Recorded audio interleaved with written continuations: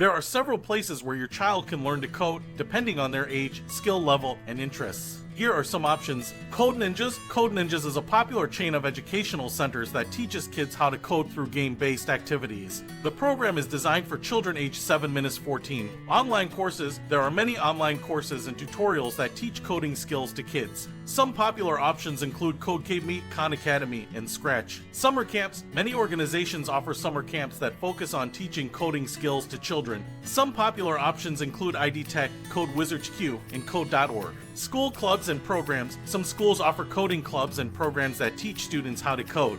Check with your child's school to see if they offer any coding opportunities. Libraries and community centers. Many libraries and community centers offer coding classes and workshops for kids. Check with your local library or community center to see what coding programs they offer. No matter where your child learns to code, it's important to find a program or course that is age appropriate, engaging, and offers a curriculum that matches your child's interests and skill level.